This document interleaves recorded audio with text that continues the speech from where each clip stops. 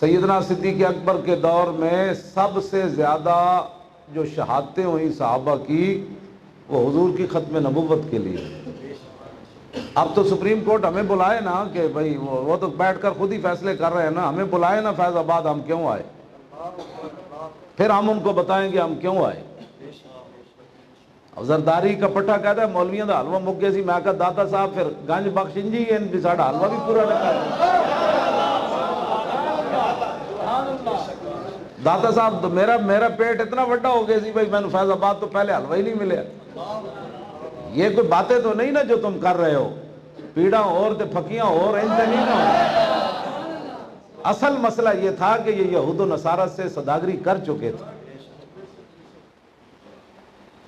اس کو عزیز مصر کو بھی خواب آیا، اور اس کو جب خواب آیا تو اس نے اپنے بندے بلائے، وہ کہنے لگا میں نے خواب دیکھا ہے اور ما تعبرون تسی دسو سارے میرے وزیر مشیر خواب دا تعبیر دسو۔ وہ کہنے لگے جی خواب بڑا پریشان کرنے لیکن وما نحن بتاویل الاحلام، کیوں جی تے سانو اس خواب دی تعبیر نہیں آندی۔ انہیں کہا میں خواب ویکھیا 7 گاواں ٹھلیاں موٹیاں تے 7 گاواں کمزور، وہ موٹیاں گاواں کمزور گاواں نو کھا گئیاں، پھر میں 7 شاخاں ہریاں ویکھیاں 7 خشک ویکھیاں، دسو یہ کی خواب دی تعبیر ہے؟ تسی میرے تے سارے چمچے کڑچے کو۔ انہیں کہا جناب اسی چمچے کڑچے ضرور ہاں لیکن پاکستان دے چمچے کڑچے دی طرح نہیں، جیڑا بندہ میٹرک پڑھا ہوئے انہوں وزیر تعلیم بنا دے۔ کتنے نالائق ہیں ساڈے لوگ۔ جس بندے نے ساری زندگی جناب کوئی ماہر اقتصادیات اس کو پتہ ہی کوئی نہیں اقتصادیات چیز کیا ہے، اس کو جناب وزیر اقتصادیات، جیڑا بندہ زنانیاں جناب تھے وہ وزیر دفاع بنا دیتی۔ بھائی زنانیاں تو اسلام میں لڑائی ہونا جتا ہے ہی کوئی نہیں، وہ تو گھر اندر بیٹھن۔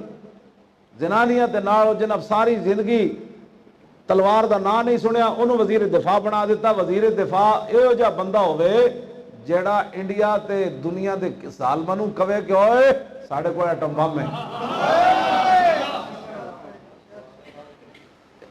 انہاں کہا جناب اسی تے کوئی نہیں ماہر۔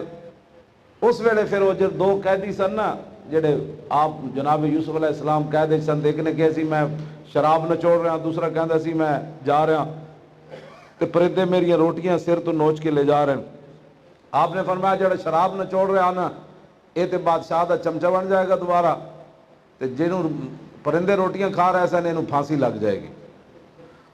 اس وقت وقال الذی نجا منہما وادکر بعد امۃ انا انبئکم، اس ویلے انہوں یاد آیا یوسف علیہ السلام فرمایا سی جدو رہا ہو کے جا رہے سی، فرمایا یار عزیز مصر نو جا کے کمی ایک بے گناہ قیدی بھی موجود ہے۔